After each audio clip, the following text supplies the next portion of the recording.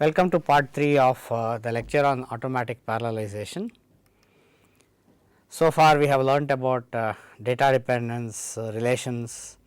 There are three types of relations: flow, anti and output dependence. Then we learnt about the data dependence direction vector, which is one of the most important concepts. So basically, if there are nested loops, we look at and let us say two statements nested within the loop. So, we look at instances of these statements SV and SW. That means, for some iteration values I 1 to I d and J 1 to J d, we look at the statements which are executing with those iteration values at that instant, and those are called the instances. So, if there is a dependence between these two statements, that means the value which is computed in SV is actually used in SW, and the relationship between these iteration counter values I 1, J 1, I 2, J 2 etcetera is captured by the theta function. So, if the increments are positive, then theta would be a very simple function, theta I k equal to I k, and if the loop increment is negative, then we just say theta I k equal to minus I k, and that is how the relationship would be. There are three types of direction vectors possible: less than, greater than and equal to. Less than means that the dependency is from the iteration I to I plus k. Greater than means that the dependency is from iteration I to I minus k. That means this is not possible in single loops. Equal to means that the dependency is in the same iteration, computed in iteration I and used in iteration I itself. So, here is a very simple example to help you recapitulate what we have done. So, in this loop there are, in this example there are two loops I and j, there are two statements S 1 and S 2. So, if we to look at the dependence between these two statements, observe A I j on the left hand side of S 1 and on the right hand side of S 2. These two have identical subscripts, and when we unroll the loop, we know that A 1 1 is computed in I equal to 1 and j equal to 1, and it is also used in the same iteration I equal to 1 and j equal to 1. So, between these two there is a dependence S 1 delta equal to S 2, because we have the same I and j values for both these instances of statements S 1 and S 2. Similarly, between these two B 1 2 and B 1 2, we have a dependence from S 2 to S 1 with the direction vector equal to and less than. So, that is because it is S 2 computes B 1 2 with I equal to 1 and j equal to 1, and S 1 consumes the same value B 1 2 with I equal to 1 and j equal to 2. So, the relationship between I is the equal to, and between j's it is 1 less than 2. And thirdly, S 2 delta equal to less than S 2 is a loop here in the dependence diagram. So, that arises because of this B 1 3 which is computed in S 2 and used in S 2 again, but with a different j value, I value is the same. And here is an example of S 1 delta less than greater than S 2. So, this is possible because I value increases from 1 to 2, but j value decreases from 2 to 1. This is legal because we are really looking at a different set of iterations of j for a different value of I. So, there is no illegality here. Similar example on this in this part as well.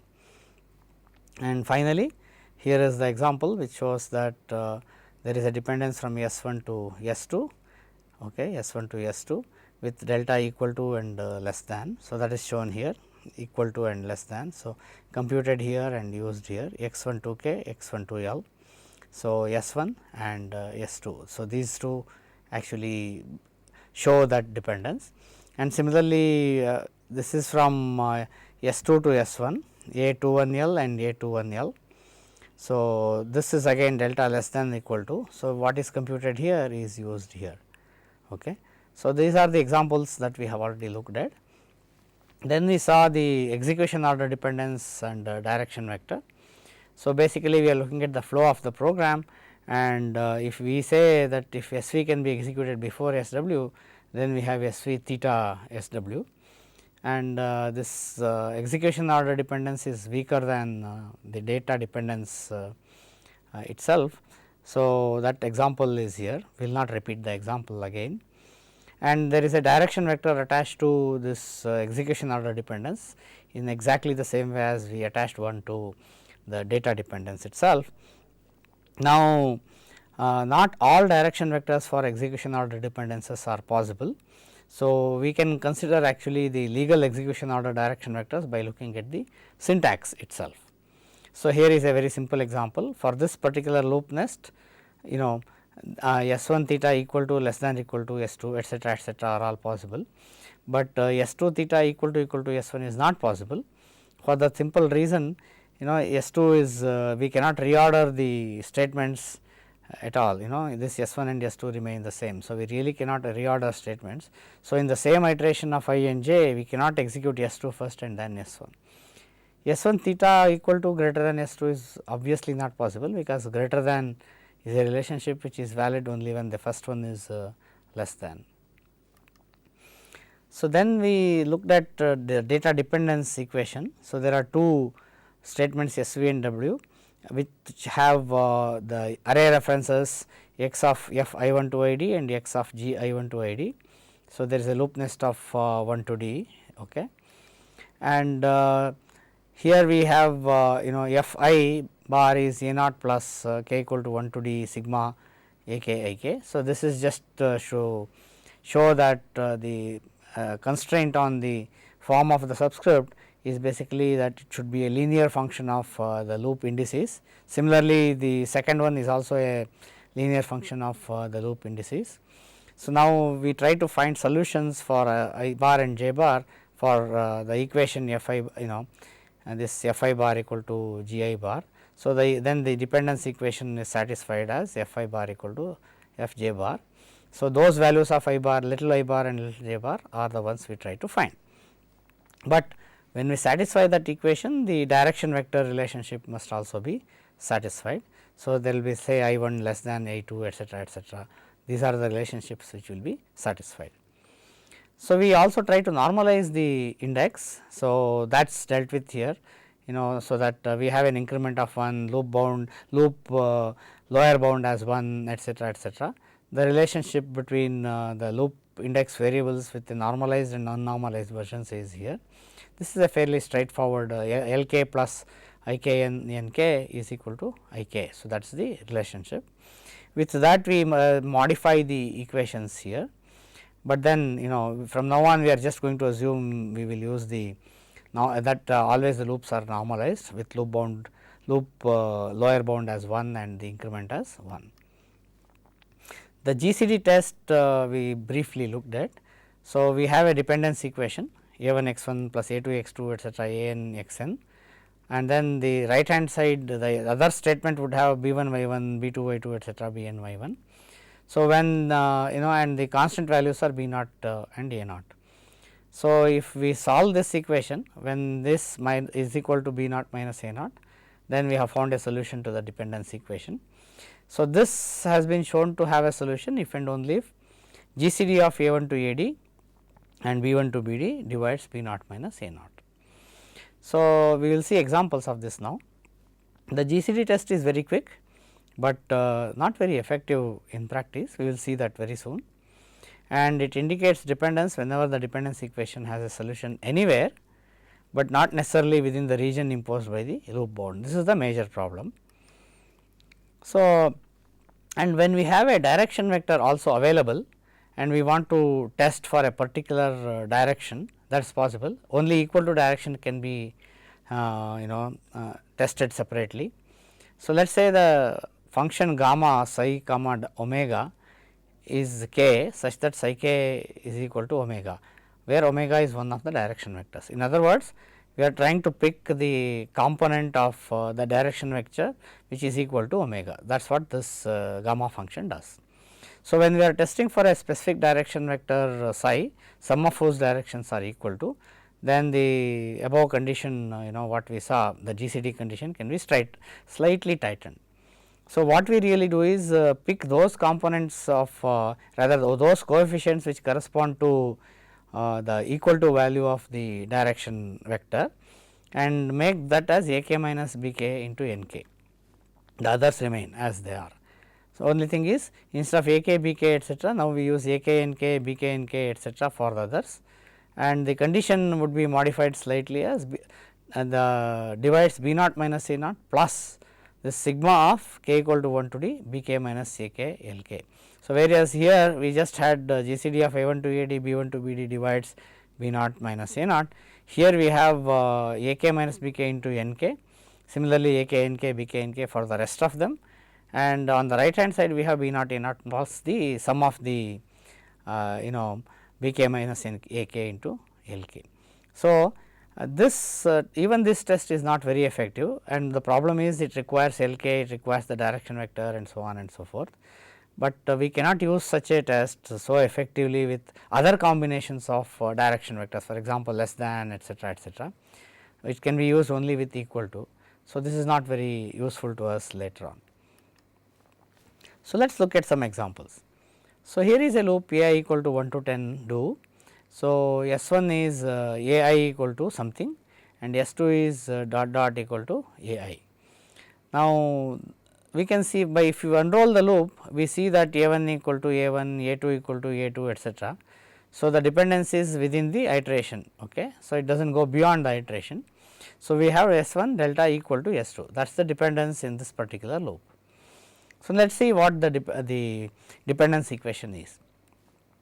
So, on the left hand side we have I, so that becomes I 1, on the right hand side expression we have I again, so that becomes I 2.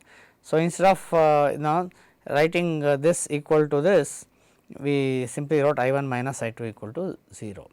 So, that is our dependence equation. Here A naught is 0, A 1 is 1, so this is A 1, B naught is 0 and B 1 is 1. So, that is this. Now, the GCD test becomes GCD of A 1 B 1 divides B naught minus A naught. So, GCD of 1 comma 1 divides that B naught minus A naught is 0. So, 1 divides 0, which is true. So, this should have been 0, hence the dependence exists.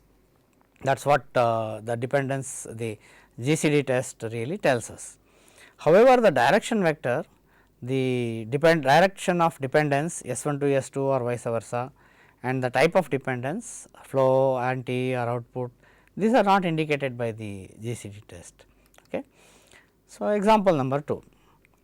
So, we have I equal to 1 to 9, A I on in S 1 equal to something, and in S 2 we have something equal to A of 10 minus I. This is special. So, if you unroll the loop, you see that you will have A 1 equal to A 9, A 2 equal to and here is A 8, A 3 equal to A 7, A 4 equal to A 6 and A 5 equal to A 5. Then the loop kind of runs in the other direction, A 6 equal to A 4, A 7 equal to A 3 etcetera etcetera. So, in the first half of the loop from say 1 to 4, we would have S 1 delta there A I would be assigning some this statement S 1 would be assigning something to A I.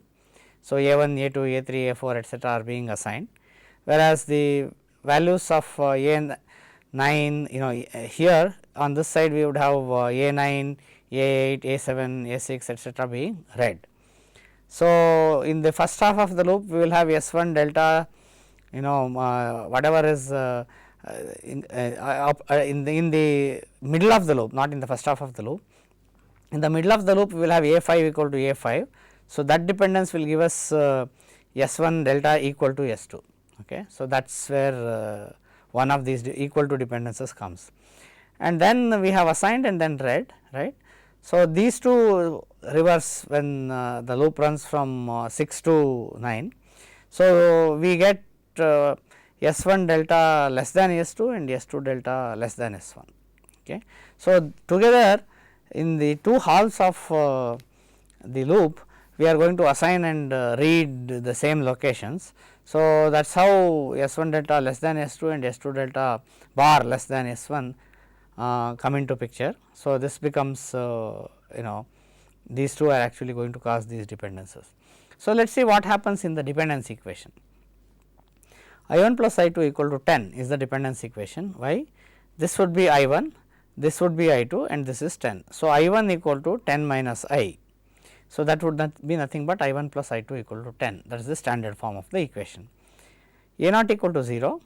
So, A1 equal to 1, B naught equal to 10 and B1 equal to minus 1.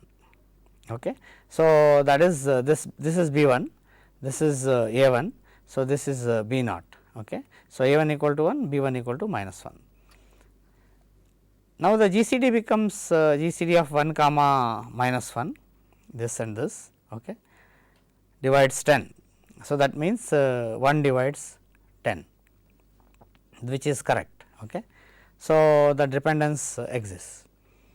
However, again we can't determine the direction vector, direction of dependence, type of dependence, etc., by this GCD test. So, we are going to look at the same examples with Banerjee's test, which is slightly more powerful than this a little later. So, now again another so far the two examples we saw told us that there is dependence. Okay. Now, let us look at an example where there is no dependence. This is A of 2 star I and this is A of 4 star I plus 3. So, if you expand the loop, you see that this will be A2, A4, A6, etc., and here we would have 4 plus 3, 7, I equal to 1, this becomes 7, then I equal to 2 becomes 8 plus 3, 11 and so on and so forth. So, 11 plus 4, 15 and so on. So, this and this is even and this is odd, they never intersect. So, that means there will be no dependence between S1 and S2. What does our dependence test tell us? So, the equation is that here this side will be 2 I1 and this side it will be 4 I2 plus 3. So, we have 2 I1 minus 4 I2 equal to 3. So, this is A1, this is B1, this is B naught minus A naught. So, again we have a GCD of 2 comma 4, 2 comma 4 divides 3, which is false. So, that means there is no dependence. So, in the previous two examples, this and this, when the test said there is a dependence, it is a conservative estimate. In other words, there could be dependence, possibly there is no dependence as well. But if the GCD tests that there is no dependence, there is no need to test further. So, that is how the GCD test is. So, now the next example, he is here. So, here we have AI in S1 and in S2 we have AI plus 10. So, actually speaking there is no dependence between the two, because the loop is running only from 1 to 10. Okay. So, this will be A1, this will be A11, this will be A2 and A12, etc., and then the loop stops at A10. Okay. So, this becomes A20. If the loop had run a little further, okay, so say 15 or something like that, this would have become A11, A12, etc., and we would have possibly had some dependence. Okay. So, this would have in the I equal to 1, this would become A11.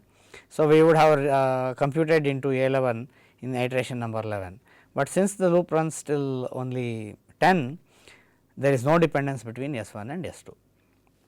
The dependence equation is I1 equal to I2 plus 10. So, that is I1 minus I2 equal to 10. This is A1, this is B1 and this is B naught minus A naught. So, that means we get GCD of A1 B1 divides B naught minus A naught, that would really become GCD of 1 comma 1 divides 10, which is true. So, the GCD test really tells us that there is dependence, but there is really no dependence. So, this is the conservative nature of the GCD test. Why did this happen? The problem is from I equal to 11 onwards the dependence really begins, but I equal to 11 is outside the bounds of this particular loop. But GCD test does not worry about the loop bound. Therefore, it is unable to decide that there is no dependence between S1 and S2. So, the next form of test, which is more powerful, called the Banerjee's test, will take this into consideration.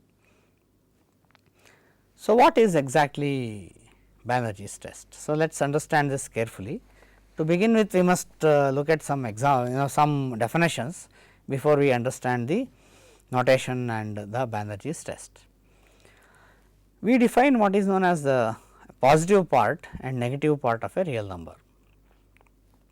r plus is 0 if r is less than 0. So, this is a positive, and if it is a positive number r greater than or equal to 0, then it is just the number itself. So, this is the positive part. In the negative part r minus, it is r if r is negative and it is 0 if r is positive. So, this is negative part of the number. So, what we really do is we try to find the existence of a solution to the dependence equation under the constraints of a direction vector and also the loop limits. So, basically let us look at the dependence equation again. So, k equal to 1 to d a k I k minus b k I k is equal to b naught minus a naught. So, this is our dependence equation. So, now we want to find a lower and upper bound for k. So, k equal to 1 to d, the values of k are nothing but the they correspond to the loop indices, it is a d nested loop, that is what we are looking at. So, for each k we want to find a lower bound and upper bound such that LBK psi k. So, again psi k is the direction vector component of psi is less than or equal to AKIK minus BKIK less than or equal to UBK psi k. So, here is a lower bound and here is an upper bound. Let us sum these constraints one by one. So, we would have LB1, LB2 etcetera here, UB1, UB2 etcetera here, A1, I1, B1, I1 etcetera here. So, you sum up all this, you get k equal to 1 to d of LBK, k equal to 1 to d of UBK, and in between we have k equal to 1 to d AKIK minus BKIK. So, this middle thing is nothing but B naught minus A naught. Therefore, we get k equal to 1 to d of LBK psi k less than or equal to B naught minus A naught less than or equal to k equal to 1 to d of UBK psi k. So, there are what Banerjee has really done is to provide the equations to compute LBK psi k for each type of direction vector in terms of the coefficients of the dependence equation. So, those are here. So, now what is the advantage of this particular set of constraints? That is here. So, if the constraints are violated, in other words see it should be this LBK psi k sum should be less than or equal to B naught A naught, B naught minus A naught. Suppose this is not so, or on this side B naught minus A naught must be less than or equal to the sum of UBK psi k. Suppose this is not so, either one of them is violated, then if either this first side is violated or the second side is violated, then the functions cannot intersect under the constraints of the direction vector. So, then that means independence in that particular direction vector part. So, we are assuming that the loop increment is greater than 0, but otherwise we can use the inverse of the direction vector, which we will tell you later, and then switch LK and UK and use the absolute value of NK. So, no generality is lost if we use that the increment is greater than 0.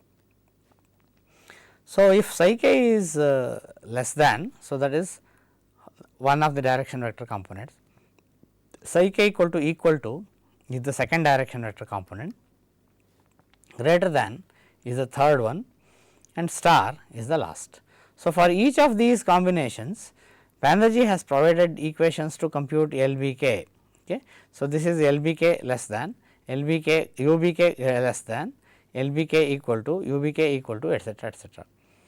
How do we read this right hand side? So, this AK minus is nothing but the negative part of the number AK, and AK minus minus BK, the whole thing again minus means that if this number is positive, this minus really says it will be a 0. If this number is negative, then we use the number as it is. Then we have UK minus LK minus NK. So, UK and LK are the upper and lower bounds of the loop level at level k, and then we have the coefficients AK minus BK into LK, that again the kth level coefficients minus BK and K. So, that is how we read this, and this side is AK plus. So, that means it is the positive part of the real number, AK plus minus BK whole thing plus. So, if this number is positive, we take it as it is, but if the number is negative we make it as 0, the rest of it remains the same. Similarly, for psi k equal to, we have two equations, and then psi k equal to greater than, we have two more equations, and psi k equal to star, which means it is really any direction, has two more equations. So, the star in the, if it is a singly nested loop or even doubly nested loop, without the use of a hierarchical dependence test, this star is useless. We are going to see the hierarchical test a little later. So, star is usually ignored if it is not a specific direction, okay, and greater than is ignored since it is not a feasible direction vector in single loops. So, we are really going to have only the less than and equal to direction vector components. Star is very useful in the hierarchical dependence test. So, we are going to see that a little later. So, that, but even then direction vector the direction of dependence either is whether it is S1 to S2 or vice versa, and the type of dependence flow, anti or output are not indicated by the Banerjee's test. So, we need to use the execution order direction vector for this purpose, and we will see how to do this a little later. So, let us look at some examples of using Banerjee's test. So, we are going to run through the same examples that we did as before. So, we have A I here and A I here. We know that this dependence is S1 delta equal to S2. It is the same example that we saw during the GCD test. Dependence equation is I1 minus I2 equal to 0. GCD test returns true and says there is a dependence. But what does Banerjee's test say? Obviously, it can either say yes or it can say no. So, just for this example, let us see what A minus etc. are. So, we know that A naught is 0 here and B naught is also 0, and A1 is 1 and A2 is 1. So, A1 minus is 0 because A1 is plus 1, A1 plus is 1 because that is the positive part, B1 minus is 0 because B1 is also a plus positive quantity and B1 plus is 1. So, if we substitute these values in the equations for LB star, LB less than, LB equal to and LB greater than, we get these values. LB star becomes minus 9, LB less than also is minus 9, LB equal to is 0 and LB greater than is 1. B naught minus A naught is 0, that we know here, B naught this side is 0, and if we substitute the values and calculate UB star, UB less than, equal to and greater than, we get UB star as 9, UB less than is minus 1, UB equal to is 0 and UB greater than is 9. So, that means now you are ready to really check the constraint. So, LB star equal to minus 9, this is less than or equal to 0, no problem, it is definitely satisfied, and 0 less than or equal to 9, that is also satisfied. What I would like to point out here is, when we check for star dependence, if there is dependence in any of the other with any of the other direction vectors, this star dependence constraint will always hold. Okay. So, if that is showing a non dependence, then there can be no other dependence which is possible, because this star really stands for any type of dependence. Then LB less than is minus 9, this is less than or equal to 0. So, it is this part minus 9 less than or equal to 0 is indeed satisfied, but 0 less than or equal to minus 1 is definitely not satisfied. So, the constraint is violated. That means, there can be no direction vector component with less than. So, this is not satisfied. With equal to, we have LB equal to 0, less than or equal to 0, less than or equal to another 0. So, this is satisfied. So, that means dependence exists with this direction vector. I did not write that comment with star, because star really stands for any direction vector. So, equal to direction, there is a direction vector, there is a dependence, and that we know is true. The last one greater than, this is shown only for completion. With a single loop there can be no direction vector with greater than direction. This is 1 less than or equal to 0 is 0 greater than or equal to 1 is obviously not satisfied, and 0 less than or equal to 9 is satisfied, but one side is enough to kill the constraint. So, this is not satisfied. So, the only one which is satisfied and is meaningful is the LB equal to. So, we know that there is a dependence with direction vector equal to, but we do not know whether the dependence is from S1 to S2 or from S2 to S1. We do not know whether it is a flow dependence, anti dependence or output dependence. Let us look at the next equation. This was very interesting because it had many direction vectors equal to, less than and another less than, and there is anti dependence as well. So, first one is from S1 to S2, second one is from S2 to S1. The dependence equation is again I1 plus I2 equal to 10, no problem with this, and then the GCD test said there is dependence. So, let us see what the Banerjee's test says. I did not write down LB and UB for star and greater than, because we know it is not useful. Star will always be true if there is a dependence, and greater than will always be false for single loops. So, LB less than is 3, B naught minus A naught is 10, and UB less than is 17. So, 3 less than equal to 10 less than equal to 17 is satisfied. So, there is definitely a direction dependence with the direction vector less than. So, that is true.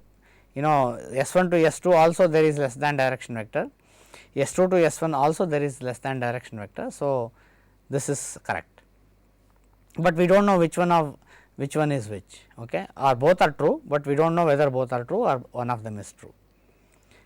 For equal to, it is 2, less than or equal to 10, less than or equal to 18, again this is satisfied. So, the equal to direction vector also exists, that is also correct, because S1 with delta equal to S2 holds. So, the dependence actually that pointed out by the GCD test is indeed correct here. Third one, GCD test there is no dependence. So, Banerjee's test obviously should say there is no dependence. So, again the dependence equation is 2I1 minus 4I2 equal to 3. The GCD test there is no dependence, said there is no dependence, and the Banerjee's test also says LB less than is minus 26, V naught minus A naught is 3, and UB less than is 2. So, 2 greater than or equal to 3 is obviously not possible. So, this is not satisfied.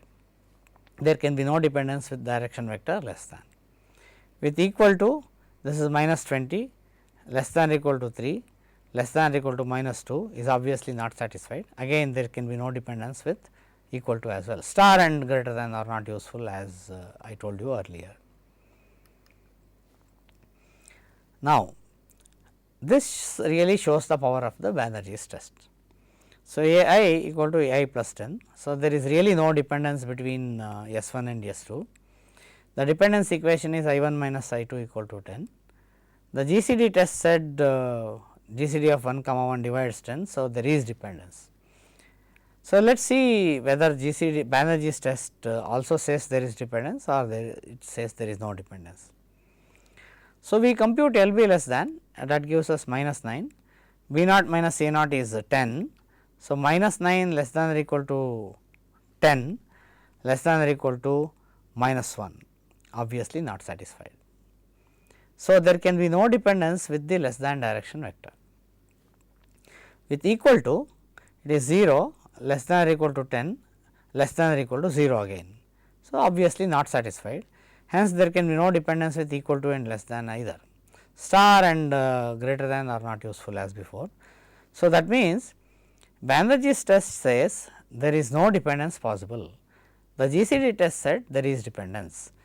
Obviously GCD test is less powerful than Banerjee's test, and the dependence which really does not exist because of the loop bound being 1 to 10 is indicated here. So, if the loop bound increases to say 100 or something like that, this equation will indeed show that there is dependence. Okay. So, that is from the Banerjee's test as well. So far we saw how to apply the GCD test and the Banerjee's test independently. We really did not see how to apply it when there is a nest of loops, more than one loop nest, okay. And then there may be many combinations, and then there are also subscripts possible for arrays. Many the array we have seen so far had just one subscript, one dimensional array, but there could be multi-dimensional arrays, there could be multiple loops. So, the number of possibilities really becomes very large. So, how do we do that? We really do not know. The hierarchical data dependence test gives you a way of determining the dependence when there are multiple subscripts in an array expression. So, for example, SV and SW are nested in a loop nest of depth d. The two arrays are obviously X. We did not write the complete statement, we just wrote the references. First subscript is F1 of I1 to ID, second subscript is F2 of I bar stands for I1 to ID, third subscript is F3, similarly the sth subscript is Fs. So, there are S subscripts, okay, S dimensional array. Similarly, SW has G1, G2, G3 etc. Gs. Now, how do we go about testing whether there is dependence between these two statements or not? Obviously, if we test the subscripts separately, that is F1 and G1, F2 and G2, F3 and G3, Fs and Gs, and check whether there is intersection or not, we get some answers. How do we combine these answers and check whether there is dependence at the complete array level? That is what we want to know. So, this the method is simple. We test for both SV delta star SW and SW delta star SV simultaneously. That is the first statement. How to do that? We will see. So, the particular type of dependence delta, delta bar, delta naught depends on the position of the references and the direction of dependence. Okay. So, how do we use this? We will see a little later. We first test to see if the array regions accessed by the two references intersect. So, obviously, the subscript functions are equal simultaneously. So, that means F1 of I1 to ID must be equal to G1 of I1 to ID. At the same time, F2 of I1 to ID must be equal to G1 of J1 to JD for the same values. All of them must be equal, F1 equal G1, F2 G2, Fs equal to Gs for the same values of G1 and GD. If we knew the values of I1 to ID and J1 to JD, all this was very easy to find out, but we do not. We only have tests which check whether there is a dependence or no dependence between two reference equations. So, we start off with a direction vector star comma star comma star and test for the dependence using either the GCD test or the Banerjee's test. Okay. So, if independence can be proven at this level, then the regions accessed by the two references are obviously disjoint. So, the GCD test says independence with this direction vector.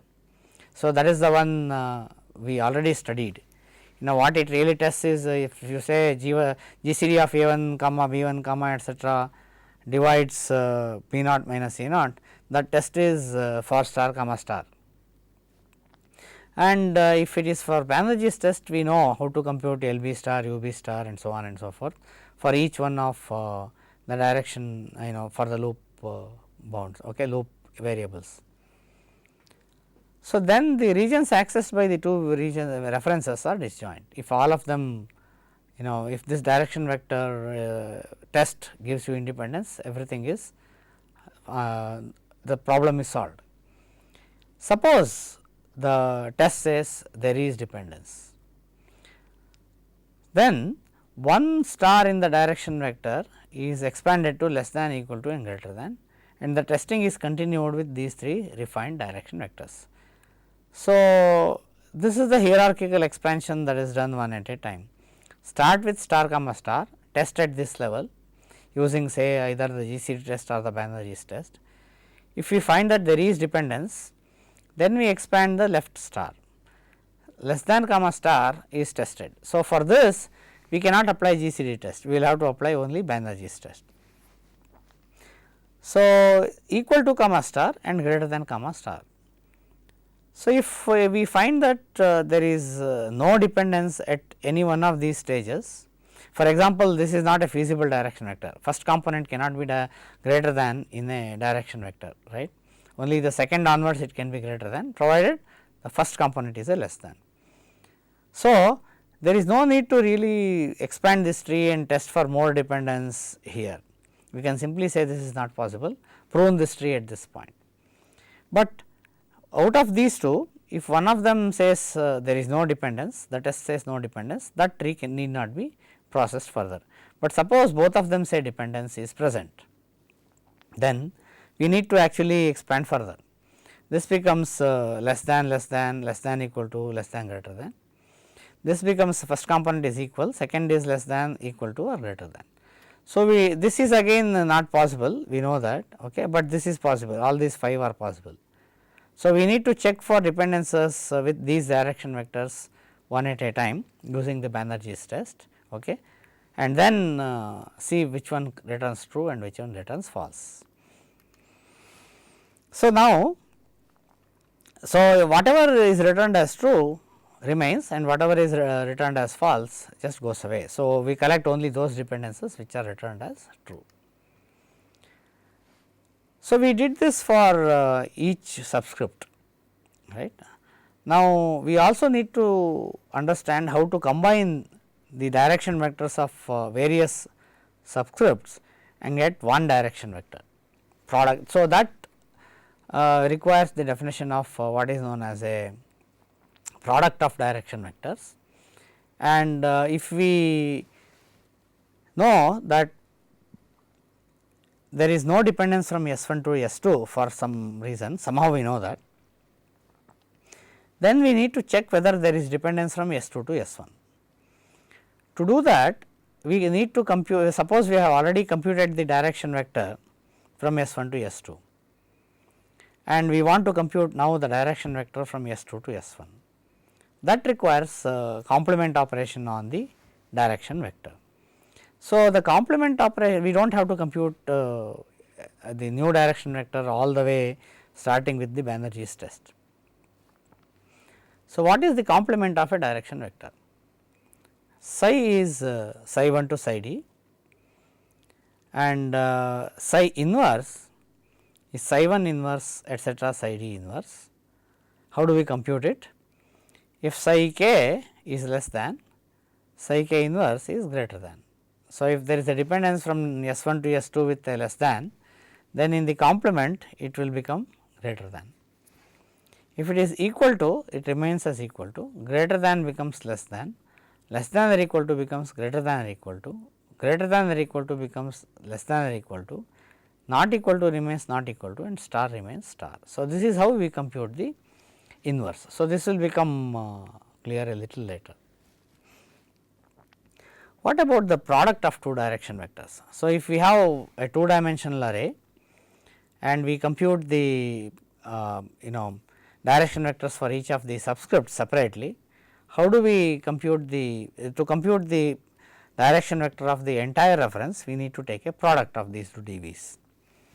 So, let us say psi 1 is psi 1 1 to psi 1 d, psi 2 is psi 2 1 to psi 2 d.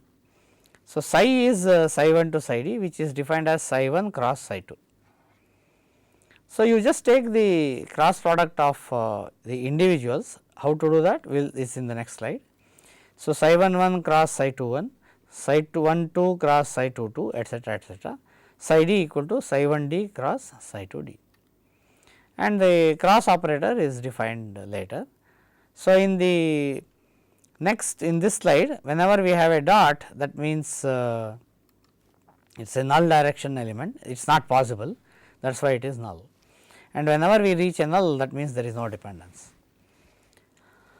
So, one of the subscripts has a less than direction vector, the other subscript returns a less than direction vector, then the product is also less than. So, imagine if you have a 2-dimensional array, one of the dependence in one of the dimensions is less than, the other is also less than, then it makes sense to have the entire dependence as direction as less than. But suppose one of the direction vector says it is less than, that is you compute in iteration I 1 and use in iteration I 1 plus k. The other subscript says equal to, that means I compute in I 1 and use in I 1.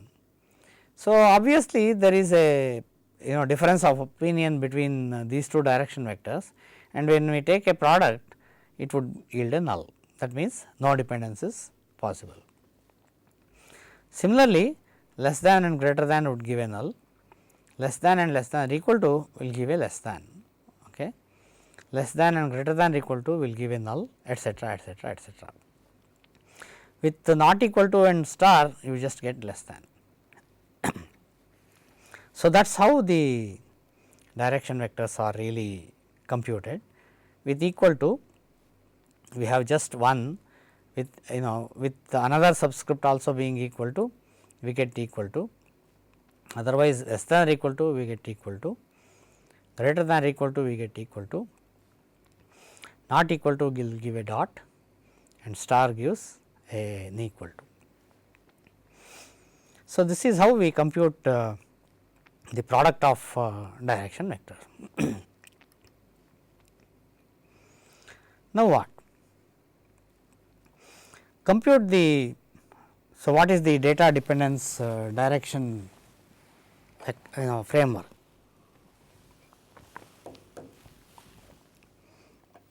The product of direction vectors corresponding to the various subscripts is obtained, and then we get one direction vector. So, that is the next step. We have the direction vectors for the various subscripts. So, now we have a single direction vector. So, we defined the direction vector for product direction vector for S I 1 cross I 2, but it is easy to see that we can do this and then another cross and third cross, etcetera, and get psi. Suppose this combination produces any dot entries, then that means in this direction vector we have less than, comma, greater than, comma, equal to, comma, dot. Then there is no simultaneous intersection between these direction vectors, one of them is a dot. So, it is a not possible direction vector and there can be no dependence. But suppose all of them yield correct direction vectors, then to get the exact data dependence itself direction vector, we must intersect psi with the execution order dV. So, we are not yet done. The execution order dV will tell us whether there can be dependence from S1 to S2 or from S2 to S1. Okay. So, we already saw how to compute the execution order direction vector using the syntax of the constructs. So, that we do, psi of V to W will be psi cross omega V to W. So, if this product produces any dot entries, then there is no dependence from SV to SW. Okay. So, this the execution order direction vector is from one S1 to S2, let us say SV to SW. So, that yielded us some dot entries. So, there can be no intersection, but if all the entries are valid, we add the dependence SV delta star V to W SW to the data dependence graph. So, even now we are not yet done, we still have a star here. The actual type of dependence, whether it is delta or delta O or delta bar, will depend on the position of the references. We know that there is at least one component SV to SW, SV first and then SW is decided, but the type of delta we decide based on the position. So, if SV is on left side and SW is on the right side of the assignment, obviously it is a flow. If SV is on the right side and SW is on the left side, then it is an anti. If both are on the left side, it is an output dependence. Now, if we got this dot and there was no dependence from SV to SW, then we need to check whether there is any dependence from SW to SV. So, how to do that? Now, we need to compute the direction vector of the dependence from W to V.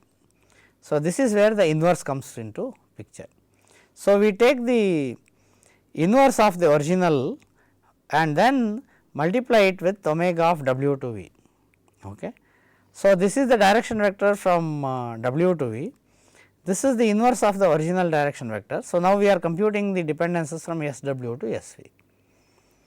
So, if this product gives valid entries, that is no dots, then there is a dependence from SW to SV with a delta star, and again we use the position in order to determine whether it is a delta O or delta V or delta bar. So, this is how the hierarchical dependence framework is used.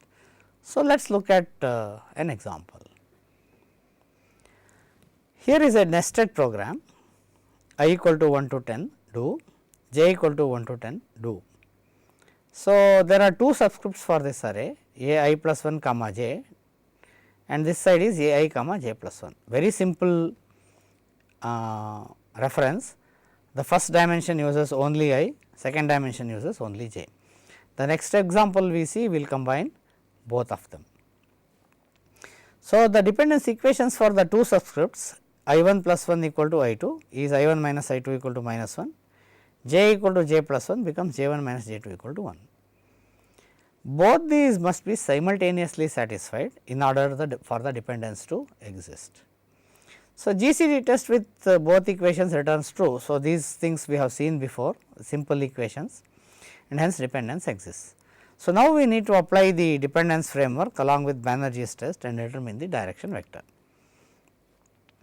So, we have equation 1 I 1 minus I 2 plus 0 j 1 plus 0 j 2 equal to minus 1. We just wrote 0 here to show that this equation, we have taken care of the j's as well, but obviously the direction vector components, the limits LBJ etc., turn out to be 0. Okay. So, we compute the values of LBI, UBI, LB with the star less than, equal to and greater than. Similarly, LBJ, UBJ etc., for star less than, equal to and greater than. For j, all of them become 0, for I they give the right values. They are all computed using the coefficients of this particular equation. The same is true for equation 2, j 1 minus j 2 equal to plus 0 I 1 plus 0 I 2 equal to 1. So, here the I components are 0 because we do not have any I index expressions in the second dimension of the array . So, here the I values are all 0, but the j values will be the ones computed from the equation. So, now, if you take LBI star plus LBJ star, so obviously LBJ star is 0, so you get only LBI star. Check whether less than or equal to B naught minus A naught, less than or equal to UBI star. So, the inequality is written here, minus 9 less than or equal to minus 1, less than or equal to 9. So, with any dependence, if there is some dependence, then this will be true. So, this is true. We try to expand the first one only, because we are now looking at equation 1 which has only I. The further expansion with we do not have to do with j, because it is all 0 coefficient in the dependence equation. Okay. All LB and UB for j are 0. So, we are not going to expand the second component for j. So, in this case again we check LBI and with less than or equal to B naught minus A naught, UBI with less than. So, the inequality will be minus 9 less than or equal to minus 1, less than or equal to minus 1, this is correct, holds. Whereas, for equal to and star, we have LBI is less than star less than or equal to, rather LBI equal to less than or equal to B naught minus A naught less than or equal to UBI equal to. So, LBI equal to plus LBI star gives us only LBI star, because the second component all values are 0. So, this inequality is not satisfied, 0 less than or equal to minus 1 less than or equal to 0.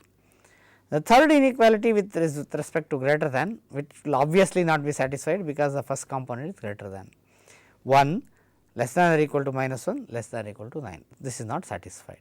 So, this is so far as the first equation goes. Now, apply for the second equation. Similarly, this is not satisfied, star comma less. So, in this only one direction vector less than comma star is correct. Okay. In this only star comma greater than is correct. The first is star because it involves I. Okay. All LB and UB for I are 0. So, no expansion on the first component is possible. So, this holds, star comma greater than holds. So, now we have two direction vectors, first one is less than comma star, second one is star comma greater than. Now, the dependence test returns less than star and star greater than, intersect these two. So, you get less than star cross star greater than equal to less than greater than, no null entries. So, recall the direction vector for the execution order dependence. So, you have S1 theta equal to less than equal to S2 etcetera etcetera etcetera. So, intersect each of these with less than greater than. So, you get less than greater than cross less than star is less than greater than, all other products give you dot value. So, they are not possible. Therefore, we get first one, this is from S1 to S2. So, we get S1 delta less than equal to S2. This did not give, if this was also not possible, let us say even this entry was dot, then we would have tested for S2 delta star S1, but now there is no need to test S2 to S1 because S1 to S2 the delta holds. Why is it delta? That is because the references, if you look at it, S1 is on the left side and S2 is on the right side. So, there is a flow dependence. That is why this particular dependence is from S1 to S2 with a delta and the direction vector is given as less than and greater than. So, this example shows that there are two subscripts, we need to reduce it to a single direction vector, check whether there is dependence, and finally, check whether the dependence is from S1 to S2 or S2 to S1. So, this is the end of this lecture, and in the next lecture we are going to look at one more example, a more complicated one, and so goodbye for today.